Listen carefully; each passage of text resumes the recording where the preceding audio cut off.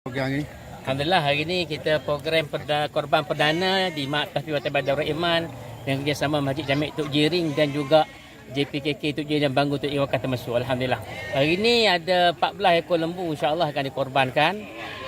Kambing lebih kurang dalam 20 ekor dan esok sehari lagi kita akan buat secara perdana lah. Jumlah keseluruhan lembu pada tahun ini lebih kurang 25 ekor. Kambing dalam 40 ekor lah. Alhamdulillah, terima kasih pada semua yang turut serta. Mudah-mudahan ibadat korban ini menjadi satu budaya kita, syiar Islam pada Eidil Adha. Alhamdulillah. Jadi ada orang cakap dia kata tak ada dalil.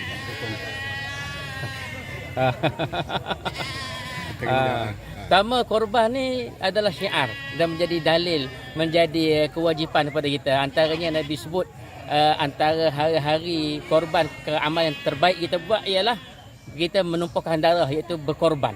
Itu yang pertama. Yang kedua, Nabi sendiri berkorban. Nabi menyembelih kibas ataupun biri-biri.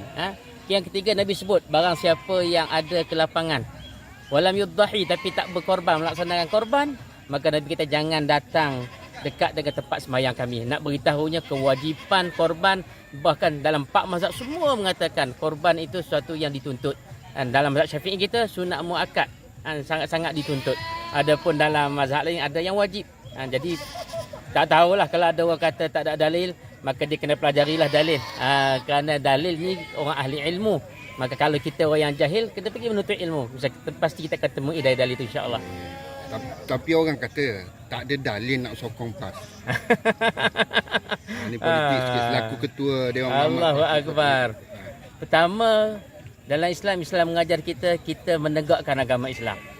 Islam dalam Quran Allah sebut supaya kita berjihad pada jalan Allah. Maka apa-apa, mana-mana syiar yang meninggikan agama Allah, tentulah menjadi kewajipan kita untuk melaksanakan dia. Maka di Malaysia kita, antara parti politik ataupun jemaah yang bergerak untuk meninggikan syiar agama, tak lain tak bukan adalah Parti Islam Malaysia PAS. Mungkin orang lain ada mendakwa, tetapi tak dinafikan sejak daripada awal di Malaysia ini PAS konsisten daripada awal. Tujuannya tak lain tak bukan adalah untuk menegakkan agama Allah, meninggikan syiar Allah, melaksanakan hukum-hukum Allah. Maka tuan-tuan kena ingat, Islam ini dia rahmat. Maka apabila kita menegakkan Islam, kita sedang memberi rahmat kepada semua orang. Jadi kewajipan pada kita untuk sokong mana-mana jemaah, terutamanya di Malaysia kita ni parti PAS yang menegakkan, yang konsisten dalam menegakkan agama Allah, menegakkan agama Islam di negara kita.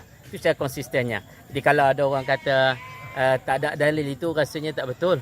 Sebab Nabi sendiri kewajipan untuk kita menegakkan daulah Islamiah itu satu kewajipan. Dari Mekah Nabi pergi ke Madinah, tak lain tak bukan perintah Allah untuk menegakkan daulah Islamiah. Sampai di Madinah Nabi menegakkan negara Islam. Kalau sekadar Islam hanya untuk disebar, untuk mengajar, tak perlu Nabi ke Madinah, cukup sekadar di Mekah. Bahkan Mekah itu Nabi ada sanak saudara, tetapi Nabi berhijrah, hijrah dengan tujuan untuk membina negara Islam. Jadi yang dalam Quran kata wal takum minkum ummatun yad'una ilal khair, boleh tak terang? Yang kedua, dalam ayat Quran Allah sebut wal takum minkum ummatun yad'una ilal khair ta'muruna bil ma'ruf wa tanhauna 'anil munkar.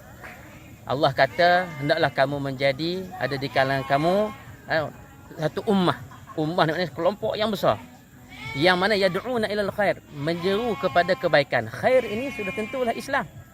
Kalau orang tanya khair, kebaikan tu apa? Islam itulah kebaikan. Maka kita menjadi kewajipan kepada kita untuk menjadi salah seorang daripada mereka ummah untuk mewujudkan, menegakkan kebaikan, dan kebaikan itu adalah Islam itu sendiri.